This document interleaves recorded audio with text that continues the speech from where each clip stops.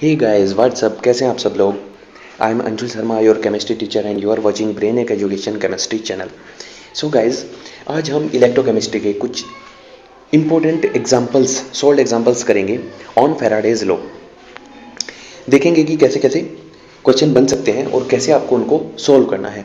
So it will really helpful for you. अगर आप questions की प्रैक्टिस नहीं करेंगे सो गाइस आएगी प्रॉब्लम, क्योंकि यहाँ से न्यूमेरिकल बनता ही बनता है ना। फैराडे लॉ है, इससे न्यूमेरिकल जरूर आपको एग्जाम में मिलने वाला है। सो गाइस, पेन और पेपर लेके तैयार हो जाइए, स्टार्ट करते हैं। ये रहा आपका example number first. Find the charge in coulomb on 1 gram ion of N3 minus. Nitrogen ion है जो कि 1 ग्राम है अपने पास, उस पर चार्ज कैलकुलेट करना है। सो गाइज, चार्ज कैलकुलेट कैसे करेंगे? सबसे पहले तो मैंने आपको बता रखा है, प्रीवियस वीडियोस में हम कैलकुलेट कर चुके हैं कि चार्ज ऑन 1 मोल इलेक्ट्रॉन कितना था, वो 96500 कूलाम। Clear guys? सो अगर मैं इसको न्यूट्रलाइज करूं, डिस्चार्ज करूं इस आयन को, तो ये कैसे होगा? डिस्चार्ज ये कैसे होगा? इसके पास है एक्स्ट्रा इलेक्ट्रॉन, है ना। ये 3 इलेक्ट्रॉन्स को क्या कर देगा? लूज कर देगा और डिस्चार्ज हो जाएगा। तो बात है यहाँ पे 3 इलेक्ट्रॉन की या फिर 3 मोल ऑफ इलेक्ट्रॉन, अगर हम केमिकल इक्वेशन की टर्म में बोले। तो 1 मोल इलेक्ट्रॉन पे चार्ज आपको पता था कितना होता है। क्लियर है? तो यहाँ पे 3 मोल इलेक्ट्रॉन पर भी चार्ज कितना? 3 गुना हो जाएगा। सो सिंपल है कि नहीं? सो अगर मैं जैसे इसकी फॉर्म की बात करें तो इसने दे रखा कि एक आयन पे चार्ज कितना है, 3 इंटू सिंगल इलेक्ट्रॉन पर चार्ज कितना, 1.6 इंटू 10⁻⁻19 इंटू 3। ये हो गया ना। सो 1 ग्राम आयन बोला, तो 1 ग्राम आयन मीन्स 6.022 या 23 into 10⁻23 ions. 1 gram ion, 1 gram atom, 1 gram ion या फिर 1 मोल, ये सारी चीज़ें एक ही होती है ना क्वेश्चंस में आपको। इसीलिए क्वेश्चंस बहुत ज़्यादा इंपॉर्टेंट होते हैं लगाने, तभी आपको आएगा। So guys, 1 gram ion is equal to, ये बात कर रहा है 1 मोल की, तो 1 मोल में कितने होते हैं? 6.022 into 10⁻23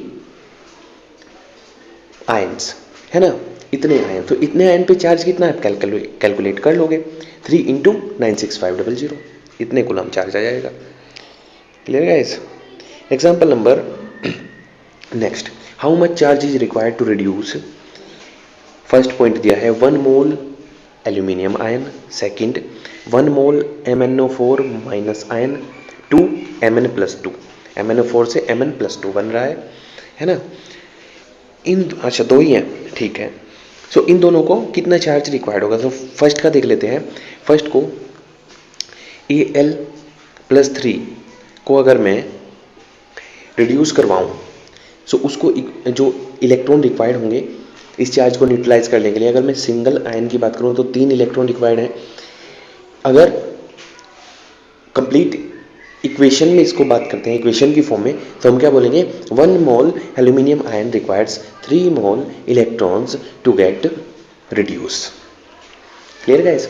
so 3 mole electron, so how much charge will B?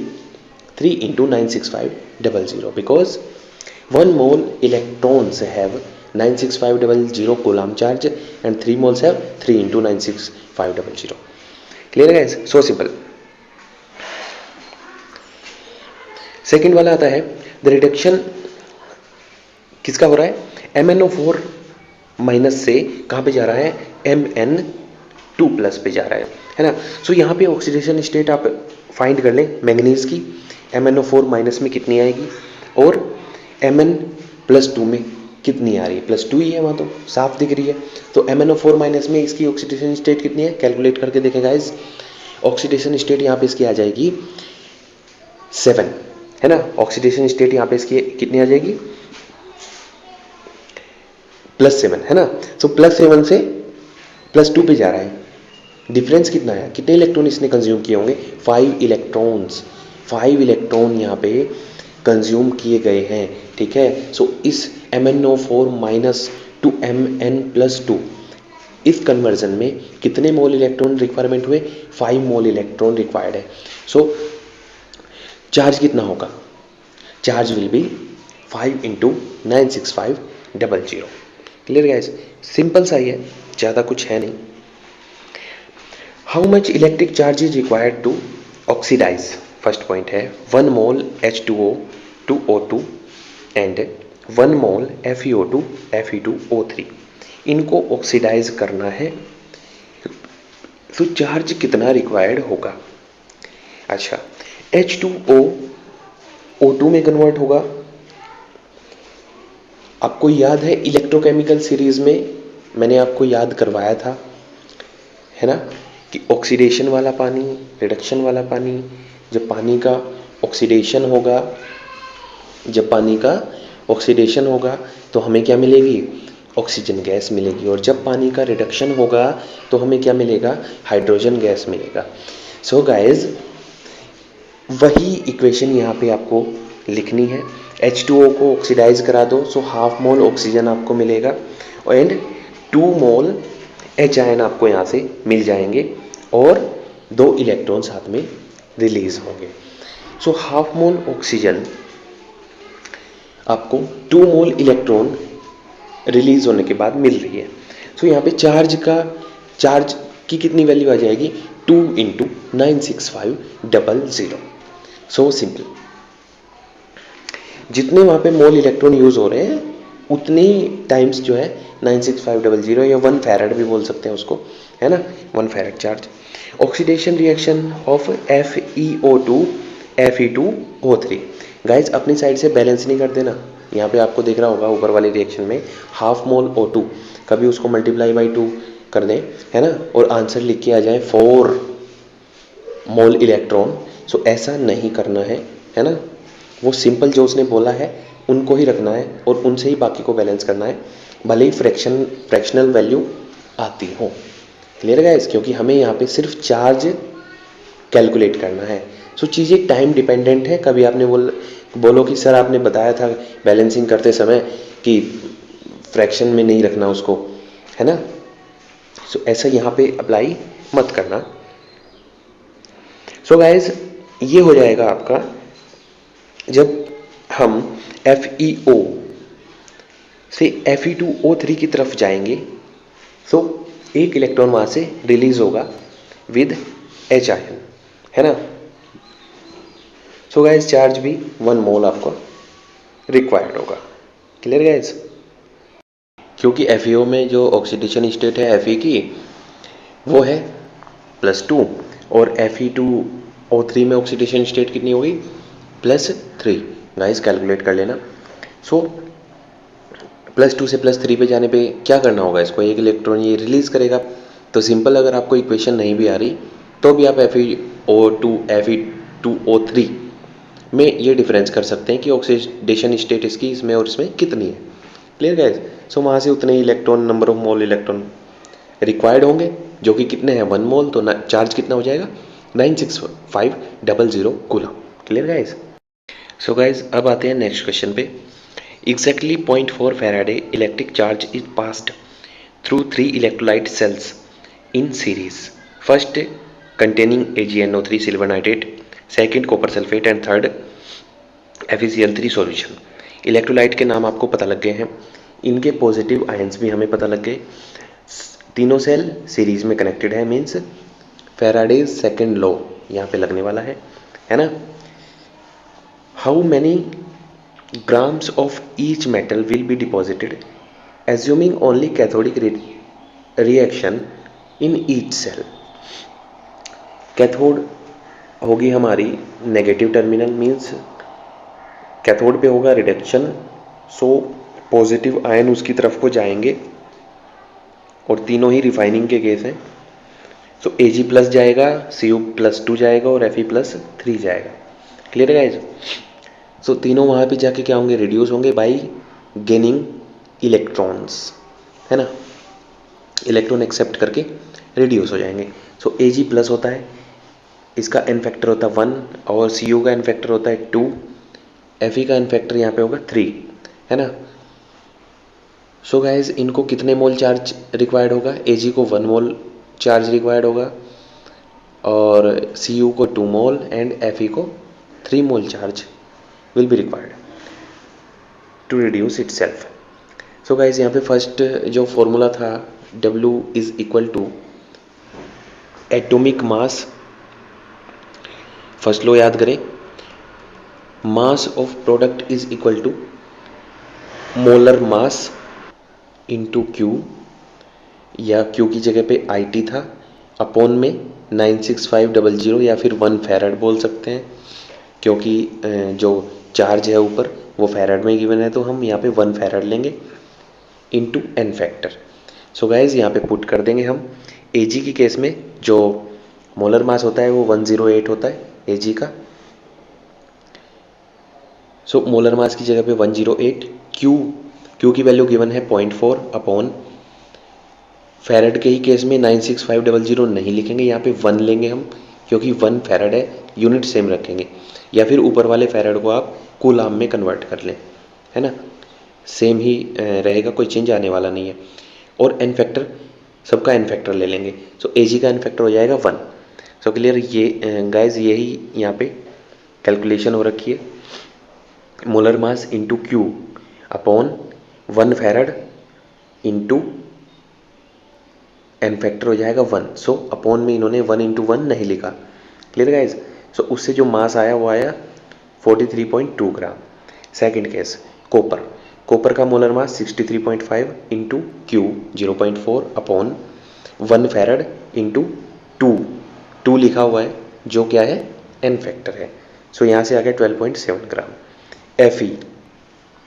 Fe का जो मोलर मास होता है 56 इंटू Q 0.4 अपॉन 96500 की जगह पे 1 फैराड 1, है ना, and into n factor 3।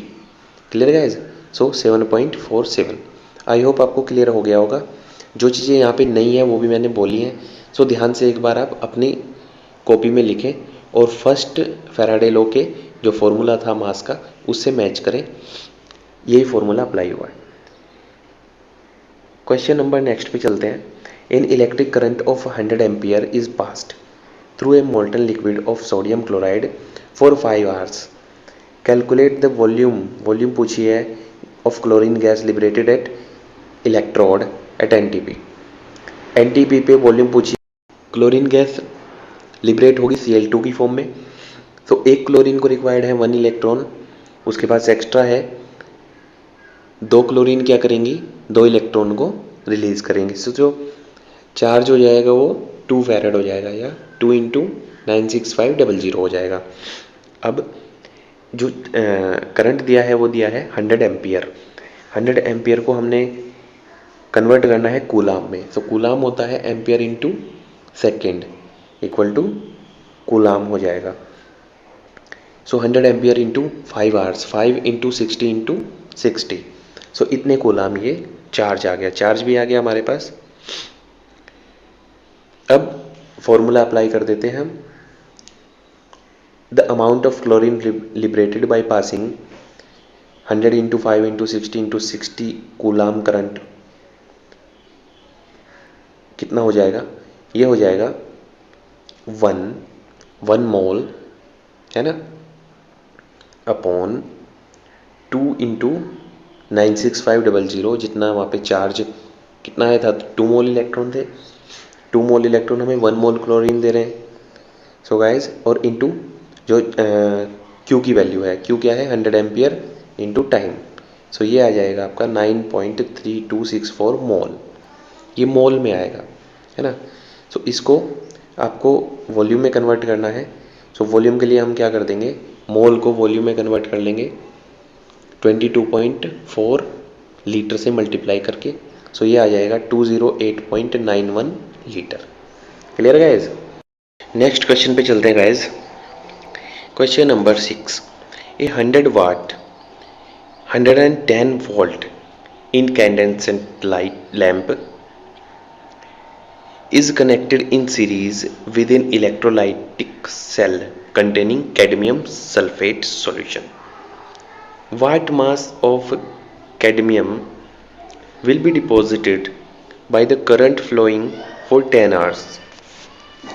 So guys, time दे दिया है 10 आवर्स, इसको हमें सेकंड में कन्वर्ट करना रहेगा और 100 what and 110 volt incandescent light जो दी है इतने वोल्ट की,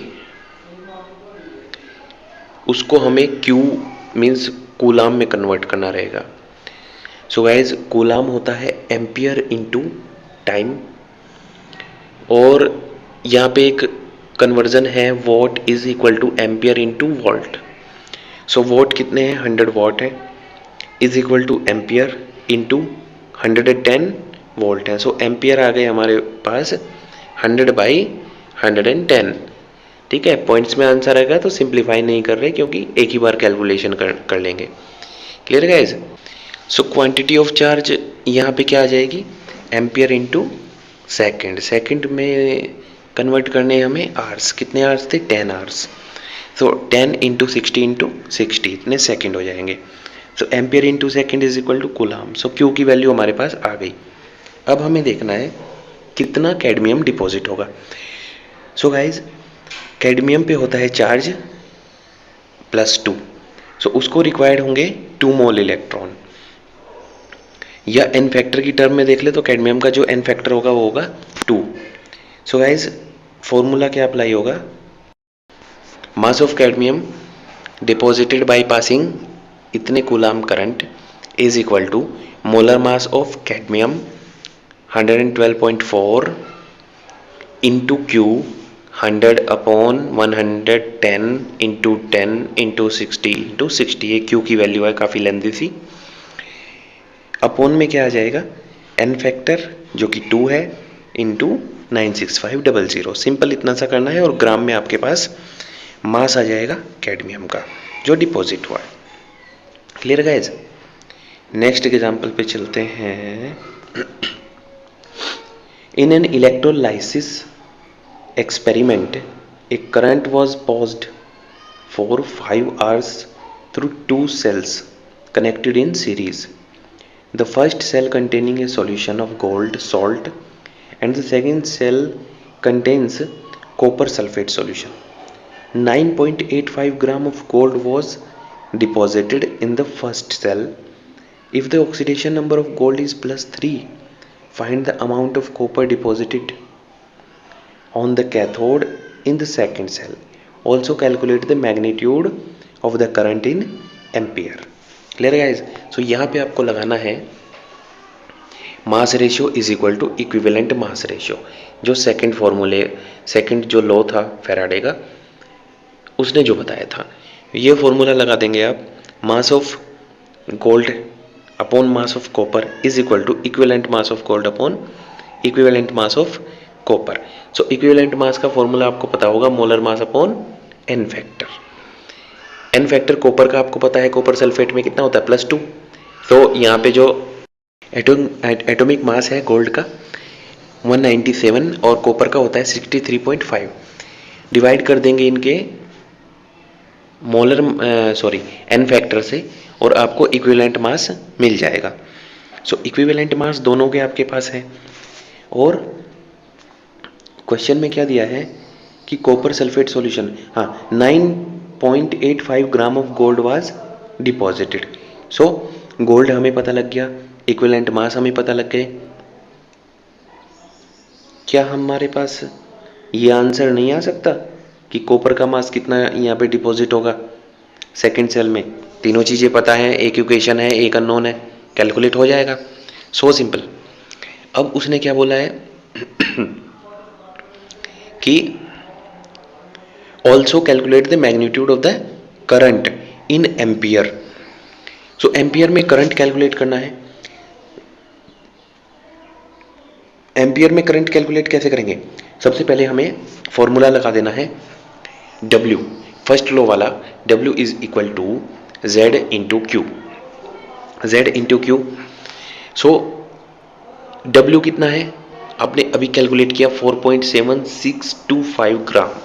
W की वैल्यू आ गई upon is equal to Z की वैल्यू हम रख देंगे मोलर मास मोलर मास है 63.5 कॉपर का मोलर मास होता है, अपॉन एन फैक्टर कॉपर का +2 है ना, सॉरी वैलेंसी +2 होती तो एन फैक्टर 2 हो जाएगा, इंटू 1 फैराड मीन्स 96500।